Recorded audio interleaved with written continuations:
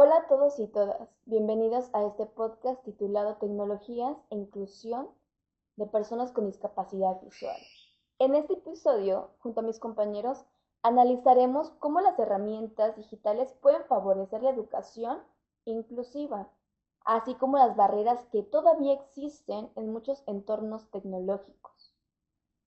Actualmente vivimos en una sociedad digital donde estudiar, trabajar, comunicarse y acceder a información dependen cada vez más del uso del Internet, de las aplicaciones de este y las plataformas virtuales que existen día con día o se crean día a día. Sin embargo, no todas las personas acceden a espacios de igualdad, de condiciones, y es importante mencionarlo. Para quienes presentan discapacidad visual, la tecnología puede presentar una gran oportunidad o una, una nueva forma de exclusión dependiendo de cómo éstas hayan sido diseñadas y el uso que se les den. Antes de continuar, es importante diferenciar dos conceptos muy importantes para entender el tema: deficiencia visual y ceguera. Y hablemos. La deficiencia visual se refiere a una disminución parcial de la capacidad visual que no puede corregirse completamente con lentes o tratamientos médicos. Estos incluyen casos como baja visión, visión borrosa, dificultad para distinguir colores, pérdida periférica o sensibilidad a la luz. Las personas con deficiencia visual eh, pueden conservar cierto nivel de visión funcional, pueden ver un poco, por lo que pueden beneficiarse de ciertos ajustes como el aumento de texto en las herramientas digitales como computadoras, teléfonos, iPad o lo que ustedes utilicen, alto contraste, pantallas ampliadas o una iluminación especial. Por otro lado, la ceguera implica una pérdida total o casi total de la visión. Algunas personas pueden percibir sombras o luces, mientras otras no tienen percepción visual funcional, o sea, que no ven absolutamente nada. Y en estos casos se utilizan herramientas como lectores de pantalla, el sistema Braille, asistentes de voz, navegación por teclado o audiodescripciones. Y es importante mencionar que no todas las personas con discapacidad visual presentan o tienen las mismas necesidades, porque varía su nivel de ceguez o de deficiencia visual. Desde esta perspectiva o desde la perspectiva de la inclusión educativa, como se señala en el libro de Diversidad e Inclusión de Ortiz, señala que la diversidad del alumnado debe considerarse una característica natural del aula. Esto no significa que los procesos de enseñanza deben ser o se deben adaptar a distintas formas de aprender o participar. Por otro lado, la inclusión no consiste en tratar a todos por igual, sino de ofrecer adecuados apoyos para que cada persona tenga una, um, una oportunidad de inclusión en el aula de verdad y no nada más disfrazados. Entonces es por eso que tenemos que detallar punto por punto, hacerlo tal cual, para que no se sienta forzado, sino que vaya siendo fluido, pero consistente y sobre todo que todos y todas aprendan de una forma correcta, sin distinguir a ningún solo alumno, sino apoyarlos de forma adecuada. Barreras de aprendizaje y participación, pautas POUR. Uno de los principales problemas actuales no es la discapacidad visual en sí, sino las barreras que existen en plataformas digitales y espacios educativos. Muchas veces la exclusión ocurre porque los recursos tecnológicos no fueron pensados para todos. Las WCAG 2.2, creadas por el W3C, establecen 4 principios fundamentales para la accesibilidad digital, conocidos como POUR: perceptible, operable, comprensible y robusto. Comenzando con el principio perceptible, indica que la información debe presentarse de manera que pueda ser percibida por todos los usuarios. Por ejemplo, una persona ciega no puede interpretar una imagen sin descripción. Otra de las barreras son el texto pequeño. el bajo contraste, los gráficos sin explicación verbal, mismos que dejan afuera a quienes no pueden ver o escuchar el contenido original. Se deben proporcionar alternativas textuales para cualquier contenido que no sea texto, permitiendo que se transforme y el contenido sea adaptable y distinguible. En segundo lugar, operable. Significa que la interfaz debe poder utilizarse fácilmente. Muchas páginas web dependen únicamente del mouse, lo cual excluye a quienes navegan con teclado o lector de pantalla. También son barrera los botones pequeños, menús complejos o actividades con tiempo limitado. Todo debe ser accesible mediante el teclado. La navegación debe ser clara para poder ayudar a las personas a saber dónde están o cómo encontrar lo que buscan. El tercer principio es comprensible. La barrera más común son el lenguaje demasiado complejo, formularios que no indican dónde está el error o procesos de autenticación que obligan a memorizar contraseñas difíciles o a resolver acertijos. Los contenidos deben ser claros y fáciles de entender. Algunas plataformas presentan instrucciones ambiguas, lenguaje técnico excesivo o estructuras confusas que dificultan el aprendizaje. Por último, robusto. Significa que el contenido debe funcionar con tecnologías de apoyo como el VoiceOver. Si un documento PDF es solo una imagen escaneada, el lector de pantalla no podrá interpretarlo. Desde el enfoque del libro de Ortiz, estas barreras deben eliminarse mediante diseños flexibles, metodologías inclusivas y recursos accesibles. No basta con incorporar tecnología al aula, es necesario que esta tecnología sea útil para todos. Cuando una plataforma no es accesible, no solo limita el aprendizaje, también reduce la autonomía y la participación, la autoestima del estudiante. Hoy existen muchas tecnologías que favorecen la inclusión de personas con discapacidad visual y permiten mayor independencia en la vida diaria y en la educación. Una de las herramientas más importantes son los lectores de pantalla, programas que convierten en voz el texto mostrado en la pantalla.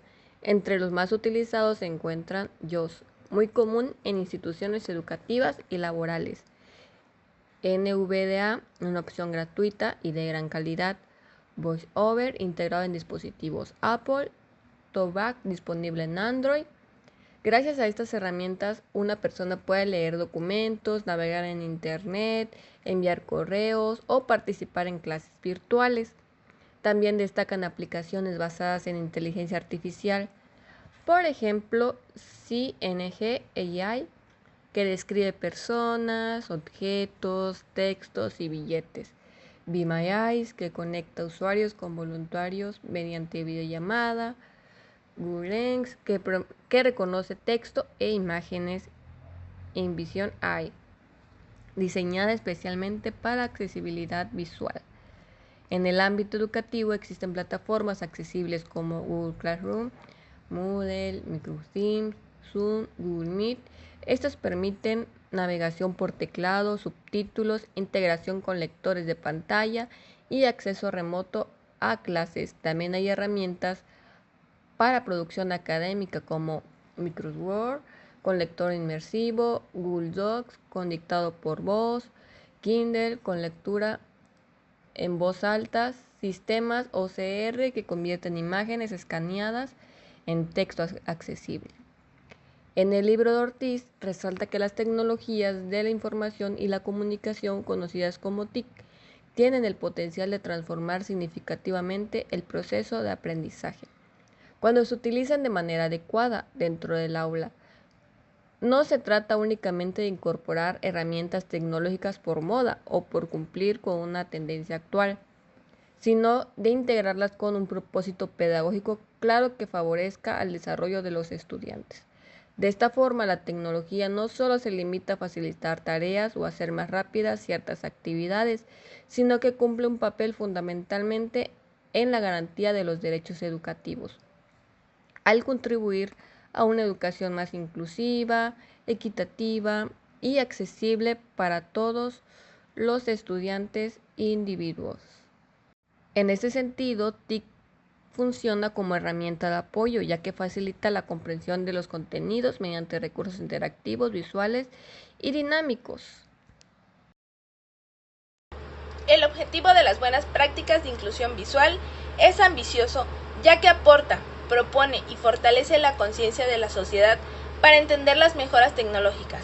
Asimismo, generar un ambiente inclusivo. En el ambiente educativo, estas prácticas buscan garantizar que la información y los entornos sean accesibles, comprensibles y participativos para personas con discapacidad visual, promoviendo igualdad de oportunidades y derechos. Ahora bien, te presentamos 4 claves para la inclusión visual. 1.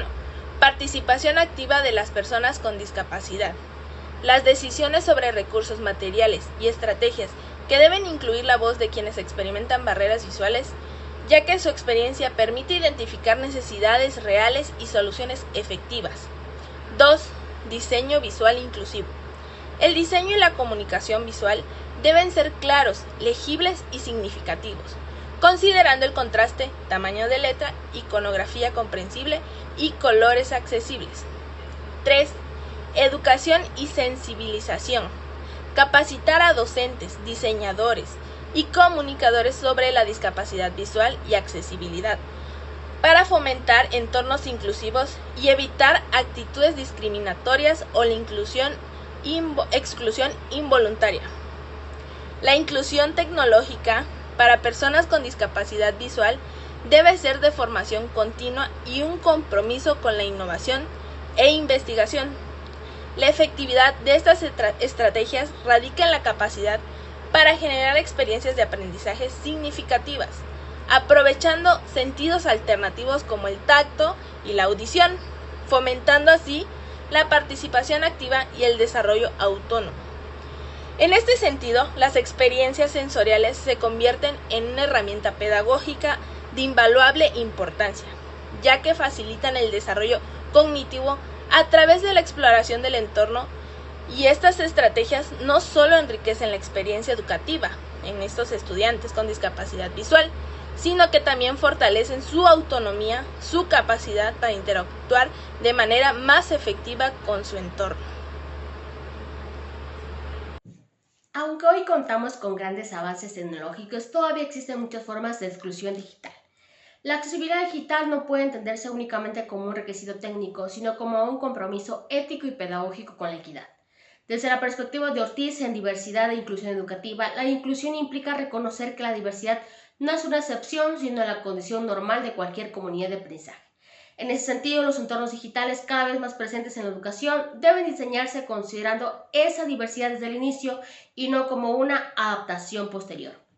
Uno de los problemas más persistentes es que muchas plataformas y contenidos digitales siguen siendo y respondiendo a un usuario promedio, que en la práctica excluye a quienes tienen discapacidades visuales, auditivas, cognitivas o motrices.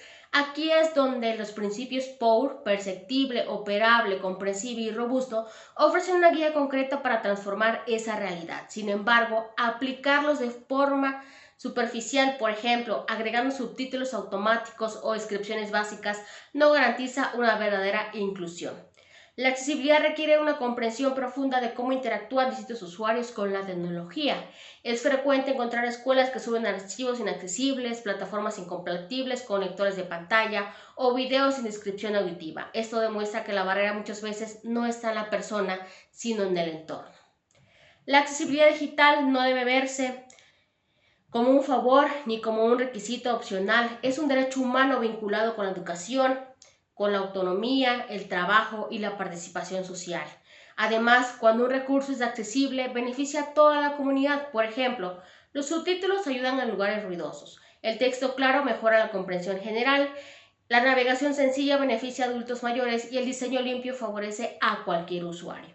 Aunque existe una tensión importante entre estandarización y flexibilidad, mientras que las pautas POUR buscan establecer criterios universales, la diversidad humana exige respuestas contextualizadas. No todos los usuarios con una misma discapacidad tienen las mismas necesidades y no todas las barreras son visibles. Por eso, una accesibilidad verdaderamente inclusiva debe incorporar la retroalimentación de los propios usuarios, algo que con frecuencia se pasa por alto en el diseño tecnológico.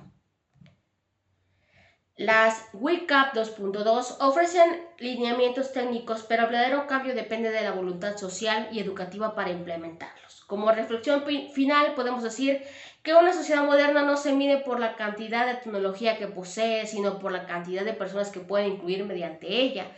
La accesibilidad digital no debería reducirse a cumplir normas, sino a replantear cómo concebimos la educación en entornos digitales.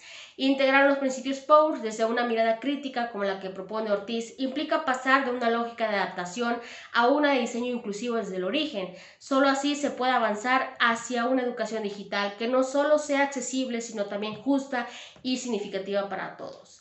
Diseñar accesible es diseñar con justicia, enseñar con inclusión es enseñar con humanidad. Muchas gracias por escuchar su podcast Tecnologías e Inclusión de Personas con Discapacidad Visual. Nos escuchamos la próxima.